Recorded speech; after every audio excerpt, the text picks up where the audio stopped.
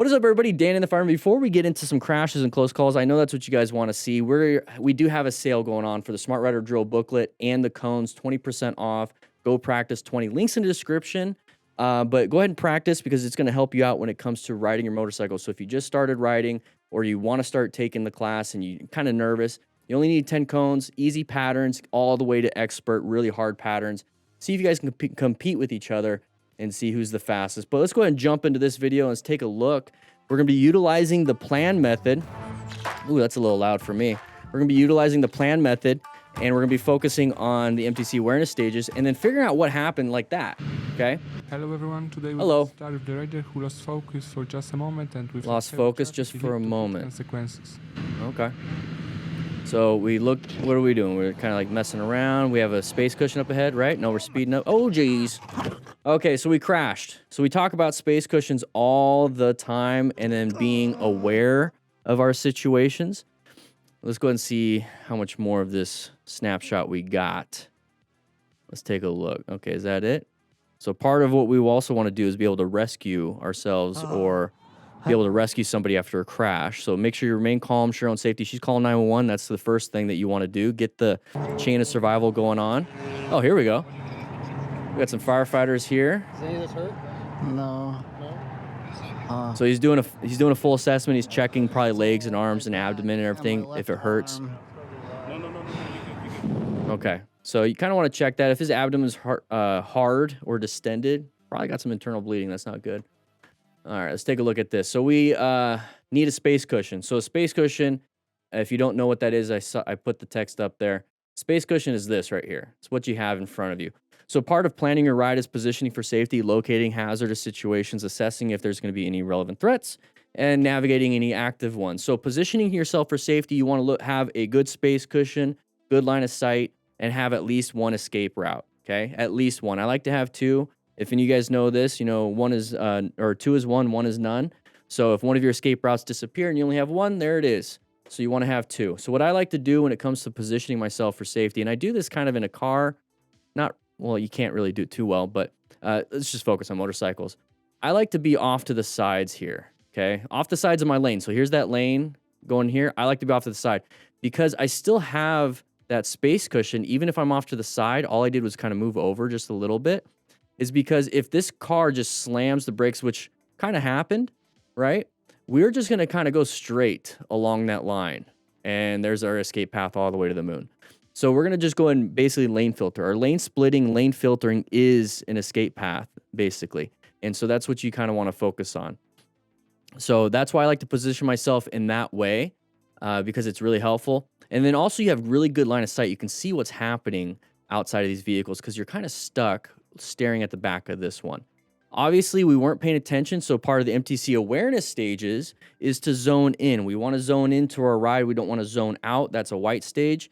Zoning out typically happens when you're thinking about something else, like maybe you got in a fight with your girlfriend, maybe your boss yelled at you, maybe you're on your way to meet your girlfriend, and that's all you're thinking about, and you're not really paying attention to the road in front of you.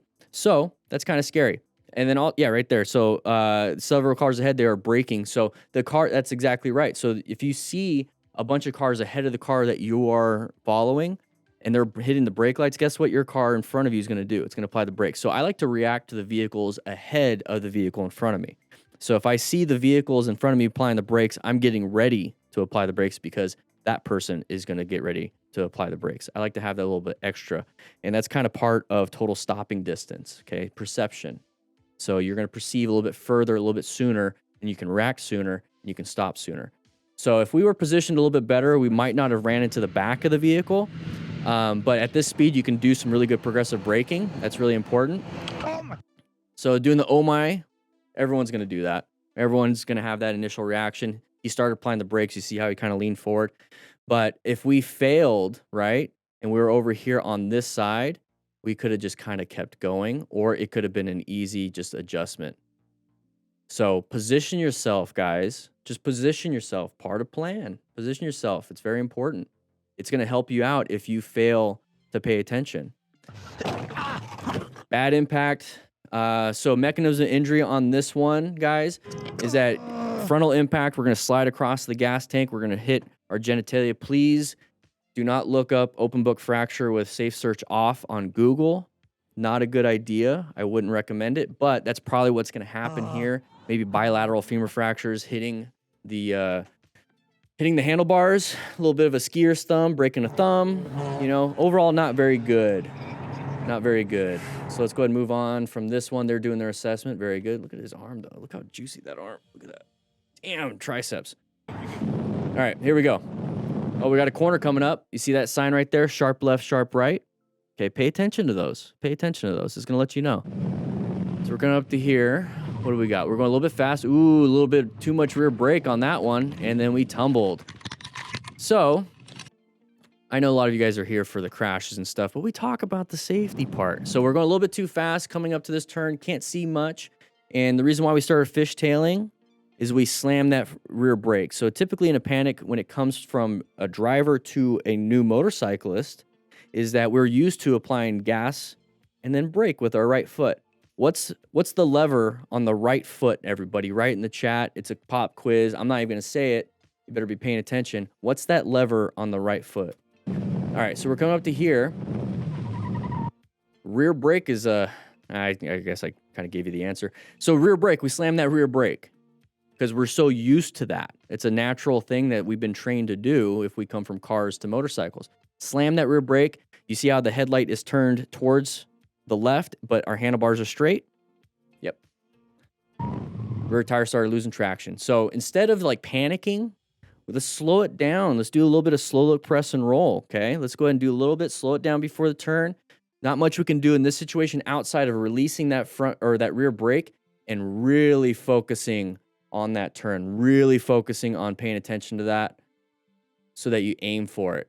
So use your target fixation as a tool. It's not a problem, okay? Use your target fixation. It's where your focus goes, okay? You can apply that to work. You can apply it to life. If you're having trouble in your marriage, hey, target fixate on your marriage for a little bit, you know? So focus on what it is that you need to do over there versus target fixating on the problem. Target fixate on the solution. Might help you out. Might help you out. This is a pretty terrible spot, though, to be in.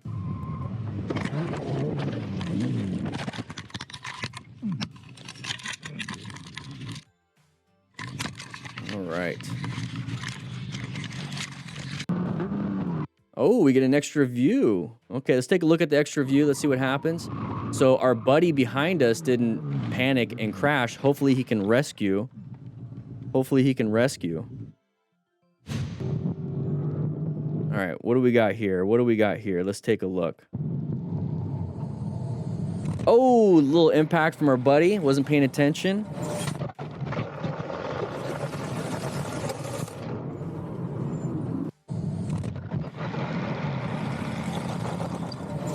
Oh, overall terrible situation. So let's take a look at what happened here. So wasn't able to make the left because he saw the vehicle. Good job getting out of the way. You would have been dead. Okay, let's take a quick look. How did that happen? So part of paying attention is actually, and especially in a group ride, is talking to your buddy. Use the Cardo Pack Talk Edge link in the description for 10% off. You can tell him, hey, stop. You can at least start doing that. Because part of the total stopping distance is that perception. So you give them that extra perception of like, stop. Or swerve right, something like that. So right here, we're coming up. Oh, crap, I'm applying the brakes right here. We're kind of in the way, but we're applying the brakes. He's like, oh, no. Our buddy behind us wasn't paying attention either, and then slams. Okay, so we dumped the bike. Thankfully, not a huge head hit, because if you went unconscious or at least got disoriented, part of the rescue is the head injury symptoms, so disorientation. He was able to get out of the way because that vehicle is not going anywhere. That motorcycle is completely done. Hopefully you have good insurance. Was able to jump out of the way. So overall, pretty good. Saved himself. Because you see this right here. In the way. He starts to move out of the way. Look how close that was. This could have been a terrible story in the news.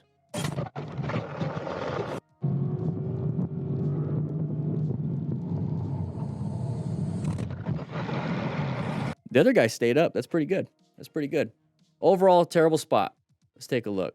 What's the next one? Yes, and definitely too much throttle. We're turning quickly. I forgot to adjust the rear tire pressure, leaving it at a rock solid 70 PSI. That's pretty I mean, some tires are that high, but mine's only 29 psi on the Rebel. So what happened there, guys? You can barely tell. So it's a tight right turn.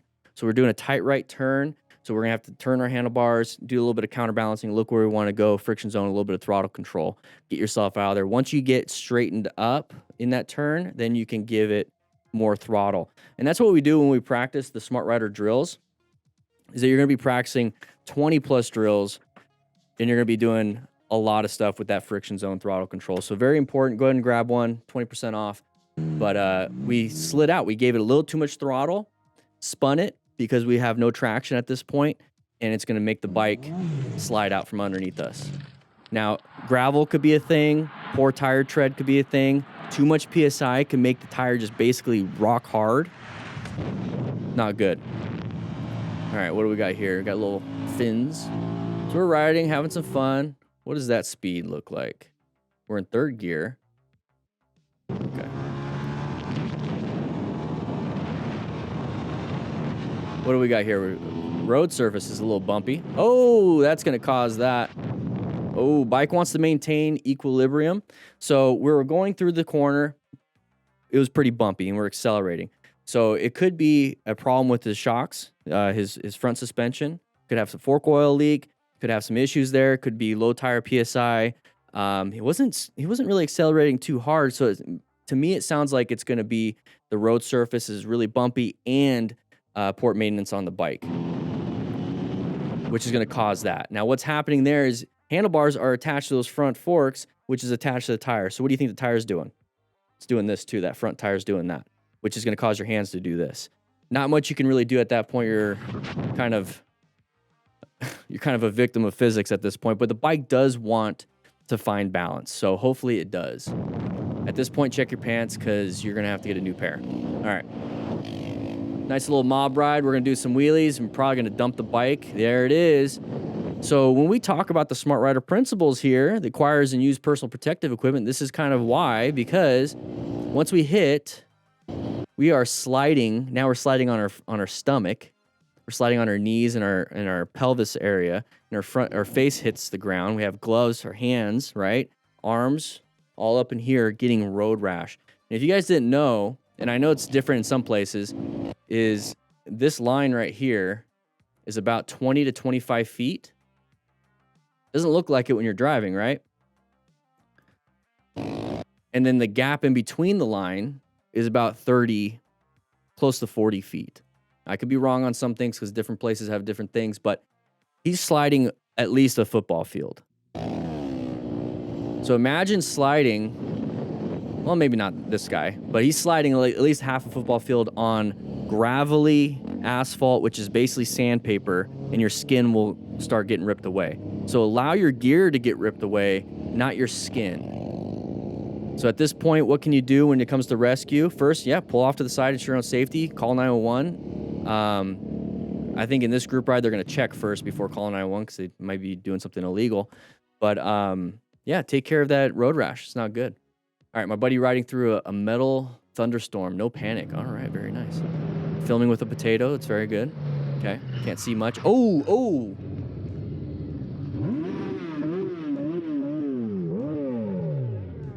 Is he getting up?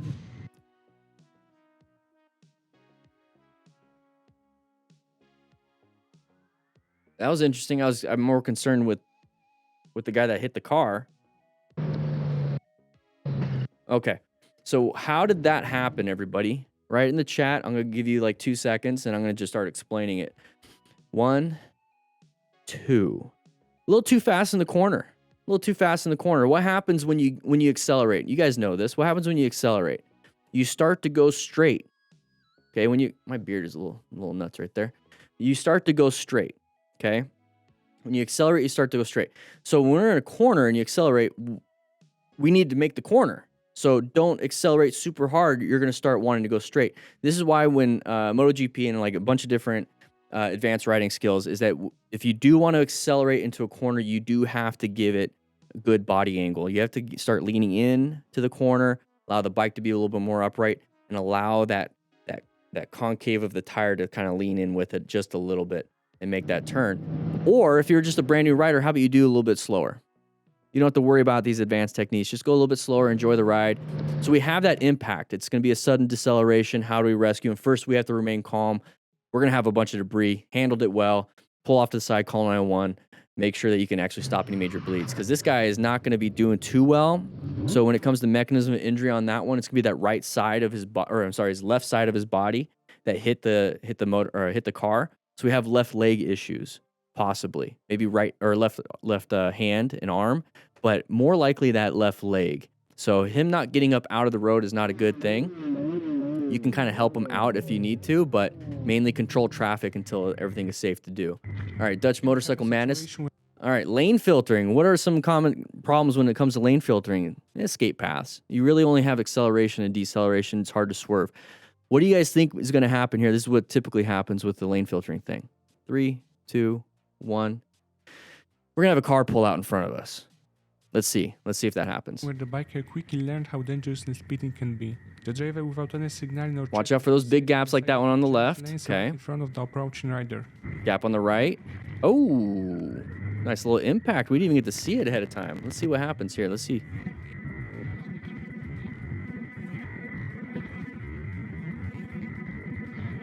So that gap right there on the right, I think the white car hits him then. Yep. Watch out for those gaps. So when it comes to this, if you are paying attention, 360 situation awareness, which is what you should be doing on the motorcycle, when I said there's an escape, either accelerate or decelerate, if you see those blinkers and you're like right here, because you can kind of see like the indicator, accelerate out of there. Just real quick, accelerate out of there. Get yourself out of there. It's hard to pay attention. Sometimes it happens without you noticing. This is why we wear gear, just in case we get into an accident. Exchange information, good to go. In this situation, it's worth noting that the rider was lucky and avoided trouble. 45. We're doing pretty good speed here. Not too bad. Is this person going to come into our lane? Nope. We got a... Oh, dear. Oh, dear. We got a deer. Thankfully hit the car. Not us. Watch out for a ricochet, though.